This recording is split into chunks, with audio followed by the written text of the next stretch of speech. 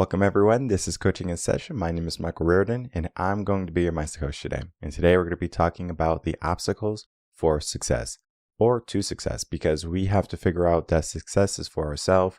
I have talked about success so much on the podcast and I'm going to continue to talk about success because people, they love success. They want success. They try to reach success. But how do they get success?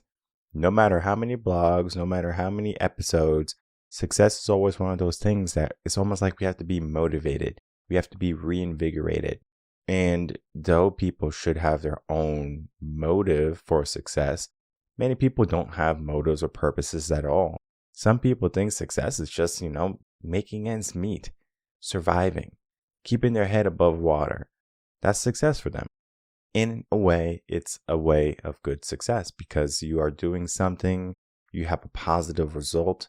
But the issue is, how can we be more successful? How do we not let obstacles become in our way when we're trying to be successful? Sometimes those obstacles are going to be self-endowed. Sometimes those obstacles are going to be outside factors that you have zero, and I mean zero control over. Story time. So I'm heading into Austin and I have a meeting with a client. And it's just like, cool, got a meeting, not a problem. Could it be a regular day? I typically like to leave a little bit early because you never know. Maybe I get a flat tire. Maybe I have to do a detour because of a car accident on the highway. Well, today was going to be my car accident.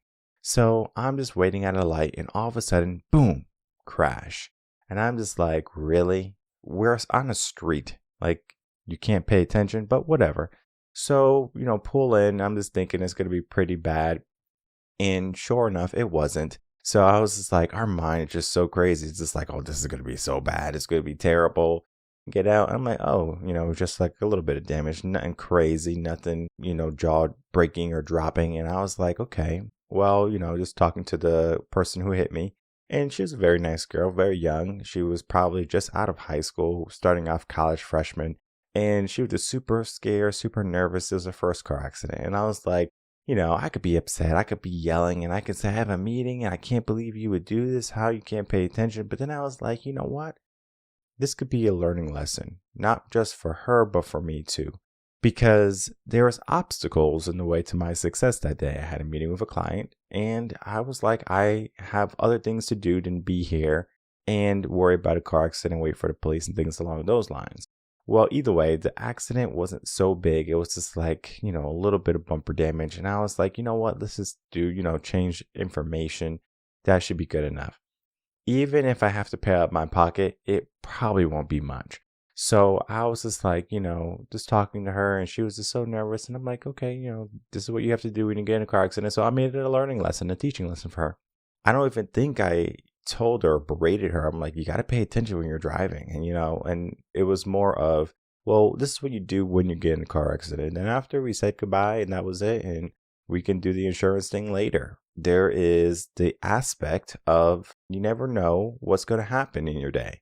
I didn't know I was going to get into a little fender bender that day. I didn't know I was still going to be on time for my meeting after the fender bender. I thought, oh man, now I'm going to be late.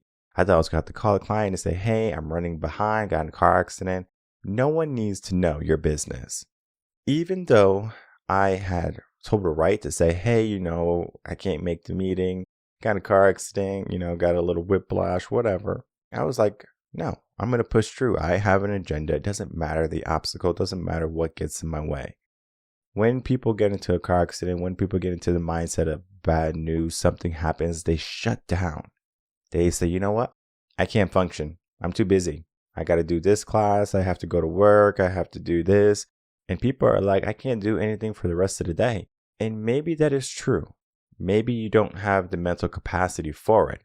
Well, then how do you increase your mental capacity? That's something you have to learn. How I increase my mental capacity is, number one, meditation, mindfulness, and then I do some journaling and things along those lines to create a more structured mindset.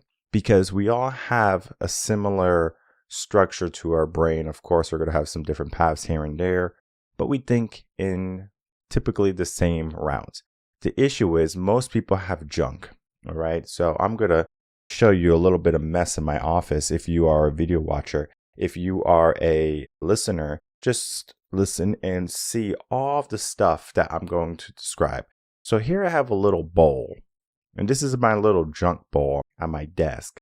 And, I have a couple of things here, like from restaurants. You go drinking, they give you like some matches. You never know, you need them. I have a voice recorder, some USBs. I have an SD card, some lip balm, and I have a wedding ring, an extra one of those flexi ones if I want to wear one of those. So that is my little junk thing on my desk. That little junk thing on my desk is not too bad. However, imagine if that was all over the floor. That would be even worse. Now I have to make sure I don't step on it. Now I have to do my best to pick it up or whatever, right? There's a lot more to it, but here is all confined. I was able to pick it up in one container and say, hey, this is my little junk thing on my desk.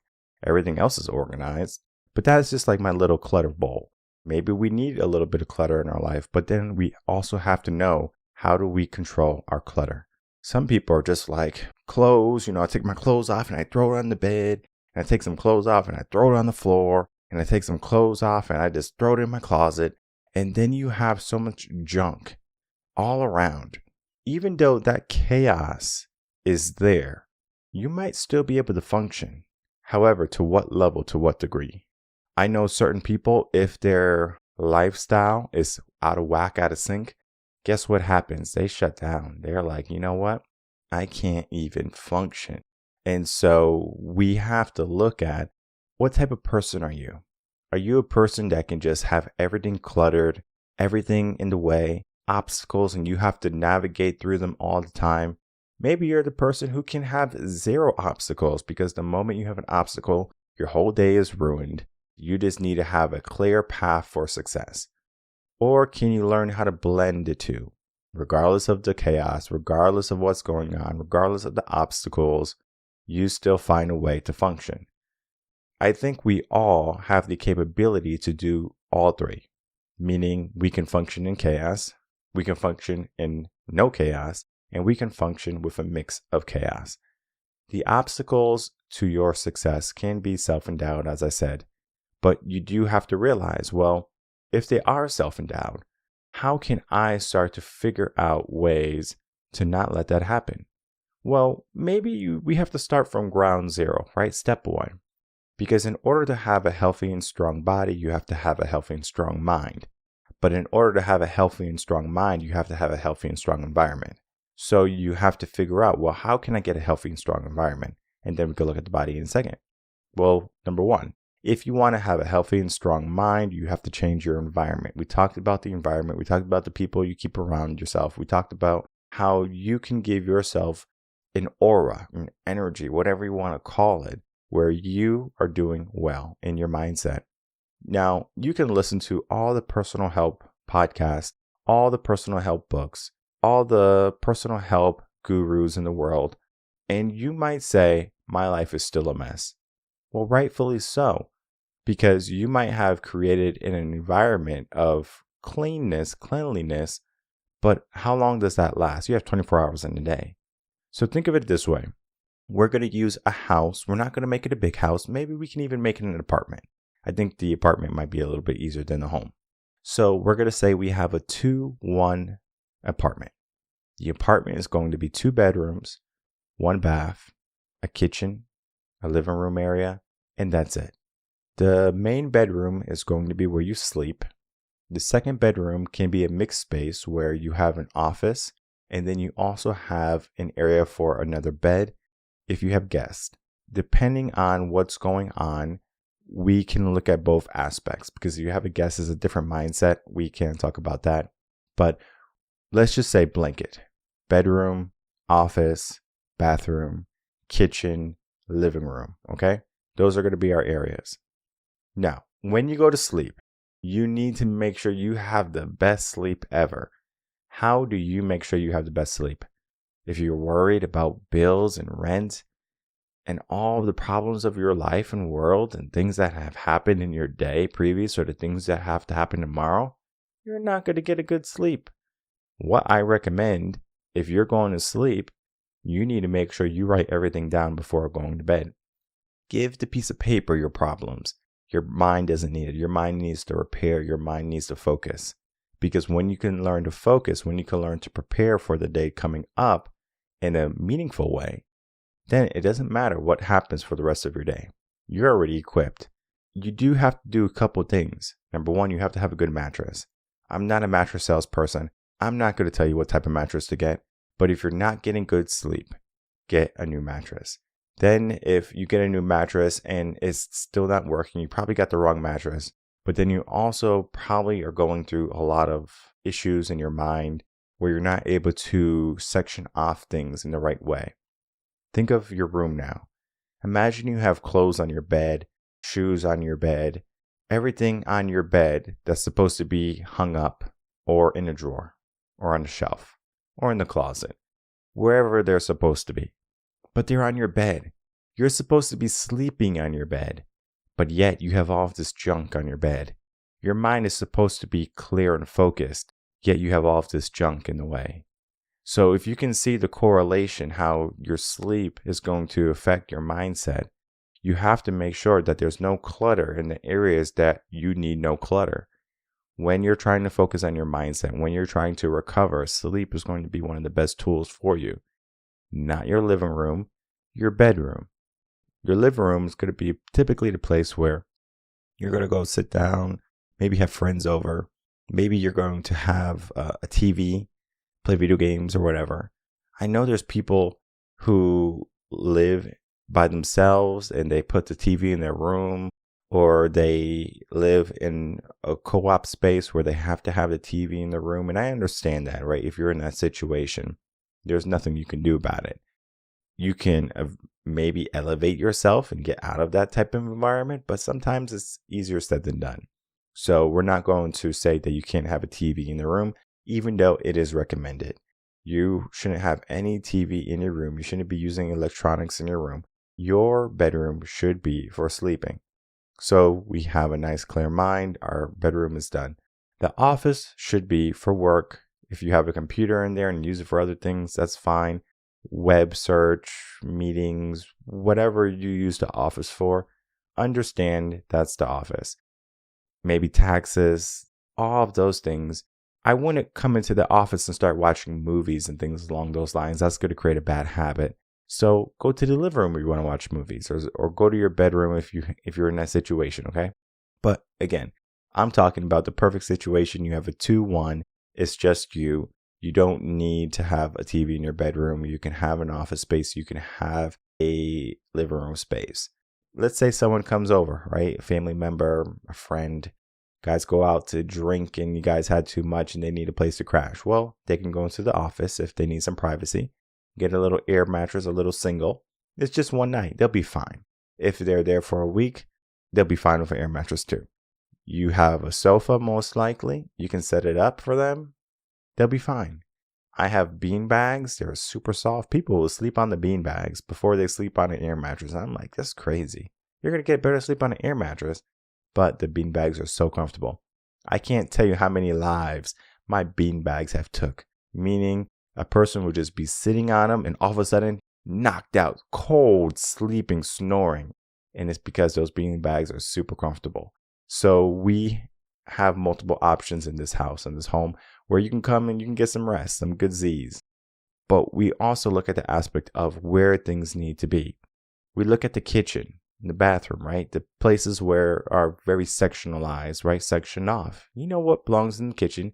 You know what belongs in the bathroom. I'm not going to have utensils in the bathroom. If someone comes over, hey, do you have any forks? Yeah, just go into the bathroom. They're going to look at me weird. Does that make any sense? But yet our mind is so cluttered and so crazy. It's like we don't even organize our mind like we organize our life or our house or our apartment or our dwelling where we live. When you can organize yourself, it becomes easier for success. The same thing comes after that. We change our environment, our mind starts to change. Then once our mind is changed, then we can start to change like our body.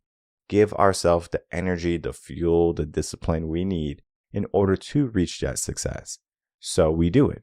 We say, okay, we're going to eat healthy because everything is in order. Now we can have a nice clean fridge with our good foods. We don't have to rush to get fast food or anything. We are living in a very paced life. Everything is going according to plan until it's not going according to plan. Just like my car accident, that wasn't a part of my plan. But since my mind was already clean and since my path was already clear, it didn't matter if there was something that I needed to pick up or adjust. Think of your path from your door to your bedroom. It should be clear. We're not going to get into the feng shui stuff, but it should be clear. But maybe over the weeks, maybe you get more busy.